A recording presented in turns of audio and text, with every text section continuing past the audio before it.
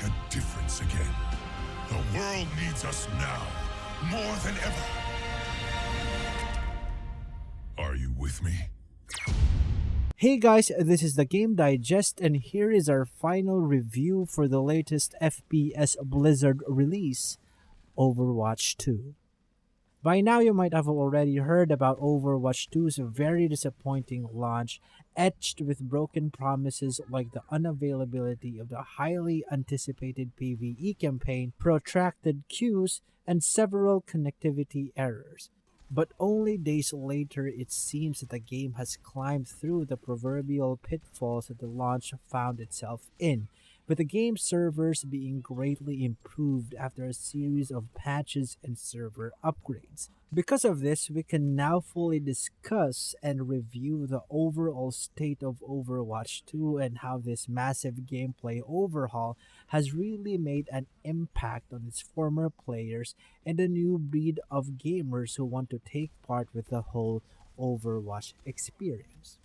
But before we proceed with our review, we would like to express our deepest gratitude to all of our subscribers and the gamers who supported and have interacted with us here in our channel. And if you're new here, thank you for tuning in to our video. And with this note, we would like to announce our first giveaway event. We will be giving away game codes and digital copies of the most anticipated games releasing this November: Pokemon Scarlet and Violet and God of War Ragnarok. Get a chance to win these awesome titles by subscribing to our channel and following us in our newly established social media accounts. Interact with us and keep sharing your gaming experience. We will be announcing the winners early in November, so make sure you have subscribed to our channel and have followed our Twitter and Instagram accounts to be one of the lucky Game Digesters who will win a copy. Link is in the description below. Thank you, and let's start the review. Overwatch 2 is now a completely free-to-play game, and the ever-controversial loot boxes are now replaced by a seasonal pass. The game took a great shift with regards to its general battle mechanics and is now more tactical and emphasizes more on each hero's skill and effectiveness. The heroes have been reworked extensively, ultimate charges have been reduced, and notable skill changes and crowd control skills have been nerfed. These overdue changes have balanced the overall game and has improved Overwatch drastically, making it a more noteworthy competitive shooter game.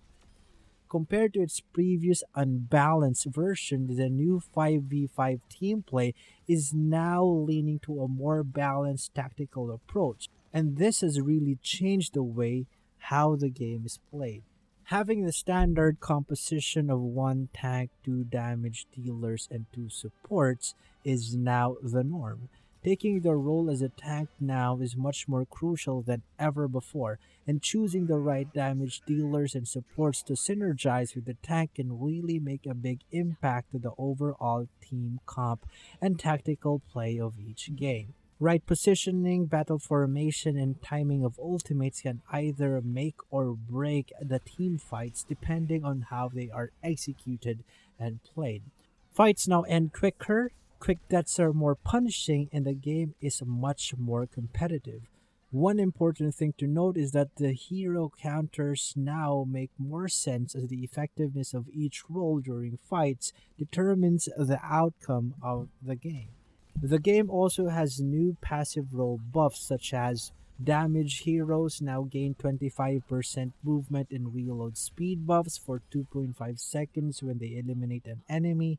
Tanks now have 30% knockback resistance and provide 50% less ultimate charge when damage. And supports now heal 15 HP per second after not being damaged for 1.5 seconds.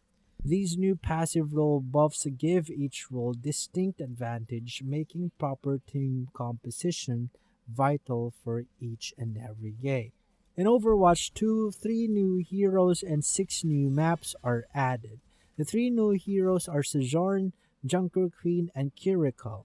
Sojourn is a mid-range damage hero capable of dealing massive damage with a railgun and has great mobility due to her power slide ability.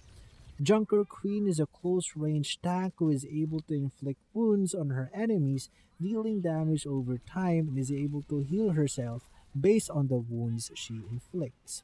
She functions more like a berserker kind of a tank. Kiriko is a ninja healer support that can throw kunais against her enemies and heal allies using her Ofuda and Protection Suzu. All these three new heroes are a great addition to the whole hero roster, adding fun and excitement to both former and new players of the game. It wouldn't be long before we will see new mains and new heroes being spammed in pubs. The newly introduced maps are Circuit Royale, Midtown, Paraiso, Coliseo, Esperanza, and New Queen Street. Each new map is designed well and is very detailed, with each having its own unique style and quirks. These new maps are a great addition to the already awesome array of available maps in the original Overwatch. Aside from newly revamped skins, all heroes were reworked, and some notable ones are Bastion, who can now move while he's on tank mode, allowing you to fire his minigun while moving for a limited time. He has a new ultimate ability that allows you to fire 3 artillery shells anywhere on the map. Sombra's hack cooldown has been reduced from 8 to 4 seconds, and she can now use hack during stealth without ending the stealth ability, making her now more like an assassin type rather than a support hero.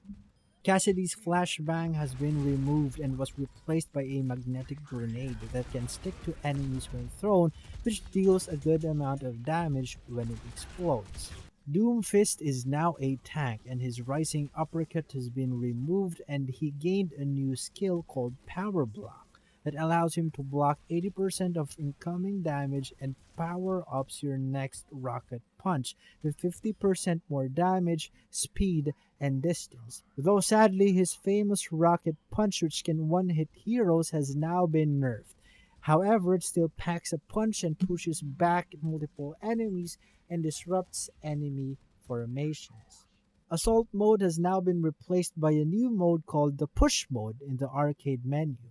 Push mode is basically a back and forth fight of control of a robot which moves barricades along a set track from one milestone to another between two opposing teams. The objective is to push the robot and barricade as far as possible in a given amount of time. This is a battle which reflects each team's communication, formation, and overall tactical team play. Although this new mode is fun to play, it can snowball quickly depending on a team's performance. Now for the seasonal pass. We all know that most free-to-play games, battle passes or seasonal passes are made available by developers offering skin sets, rewards, etc. Overwatch 2, being one of the hottest free-to-play games available in the market, has introduced this mechanic to its players. Loot boxes are now a thing of the past and have now been completely removed, and is now replaced by a season pass. Players are to earn experience points to unlock free season pass rewards or pay to have the premium upgrade of their season pass. Rewards include epic skins, weapon charms, souvenirs, emotes, sprays, and the new hero, Kiriko. The new hero found in the Battle Pass can either be a deal breaker or a game changer to some players, as Kiriko can only be unlocked when you reach level 55 of your free season pass, or it can be unlocked instantly as soon as you pay for the premium version. This paywall is a hot topic for the Overwatch community as they have mixed feelings with this new season pass mechanic. This is because the difference in hero pool really matters, especially when a game revolves around a certain meta. So with regards to the question if you should buy the season pass or not, it really depends on how much time you're going to commit in playing this game. Because after all, it's a big time investment, and leveling up your battle pass would take a lot of time. Some noticeable changes and accessibility features were also added in the game, such as pinging, novel visual effects, user interface changes, new character interactions during fights, new voice lines, accessibility options, and a whole lot more. Final thoughts. Blizzard's Team 4 really pulled something magical with the new version of Overwatch.